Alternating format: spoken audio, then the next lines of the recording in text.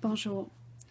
Pour vous jaser un peu des événements qui ont eu cours cette fin de semaine, comme tout le monde, j'ai été pendant un petit moment rivée sur mon écran de télévision pour regarder qu'est-ce qui se passait. Et à un moment donné, j'ai commencé à pas me sentir bien et je suis entrée en moi pour voir qu'est-ce qui se passait, qu'est-ce qui a créé ce changement au niveau de mon énergie. Et j'ai réalisé que euh, la peur, la terreur qui est véhiculée, ça m'a comme allumé un petit peu une cloche et j'ai commencé à regarder la façon dont on véhiculait les informations. Et je ne peux pas dire que j'ai trouvé que c'était sain. Il y a quelque chose qui est dans la répétition et la charge qui entretient seulement une émotion excessivement vive de peur. Il y a quelqu'un qui m'a demandé, il y a des théories du complot qui circulent, puis on se demande, est-ce que c'est possible que derrière ces terroristes-là, il y ait un ordre mondial plus élevé qui utilise la situation? Et je ne suis pas une spécialiste, donc je ne peux pas me prononcer, mais ça fait beaucoup de sens pour moi. Un peu comme toutes les grandes maladies qu'on a créées, à mon sens, pour faire passer des campagnes de vaccination sous terreur. Je pense que présentement, on va passer des lois qui ne passeraient jamais parce que un peuple à genoux, un peuple apeuré, un peuple terrorisé, c'est un peuple soumis et assujetti. Et ce qui me fait de la peine là-dedans, c'est qu'on travaille très, très fort pour élever nos vibrations, pour trouver plus de joie, pour trouver plus d'émerveillement, pour trouver plus de reconnaissance, toutes les émotions de très haut niveau et fréquence énergétique.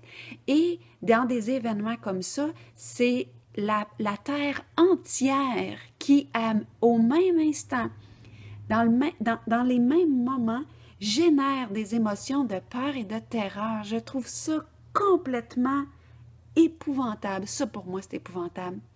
C'est prouvé aujourd'hui scientifiquement que quand il y a eu lieu le sauvetage des mineurs au Chili, il y a quelques années, que les scientifiques ont mesuré une modification, une élévation de la fréquence énergétique de la Terre. Et on a fait des recherches à savoir qu'est-ce qui s'était passé dans ces instants précis-là.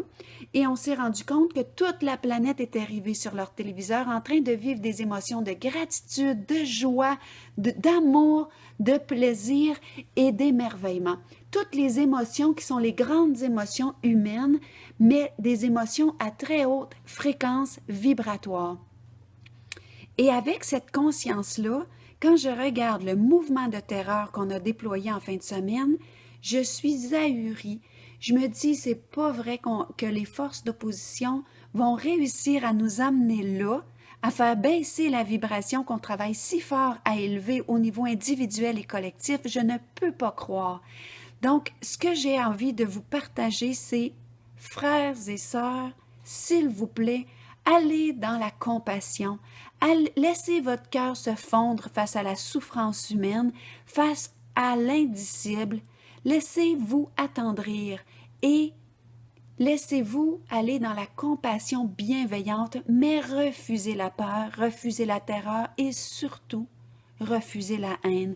Ce sont les forces d'opposition qui sont à l'œuvre, peu importe qu'est-ce qui est derrière ces événements-là, et s'il vous plaît, gardons-nous unis dans la conscience présente de garder nos vibrations élevées, ceux qui sont individuels comme les collectives, ce qu'on partage dans nos discours, ce qu'on partage sur les réseaux sociaux, on est responsable des fréquences énergétiques qu'on génère et si les médias ne sont pas conscients de ça, vous et moi devons l'être. C'est vraiment un cri du cœur, un appel de conscience à garder ces vibrations élevées et à ne pas aller là où les forces du mal veulent nous entraîner.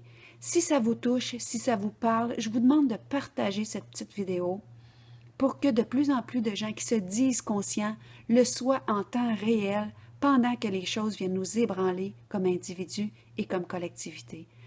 Nous sommes frères et sœurs d'un grand pays, le monde, et c'est notre devoir d'en faire un bel endroit, autant vibratoirement qu'autrement.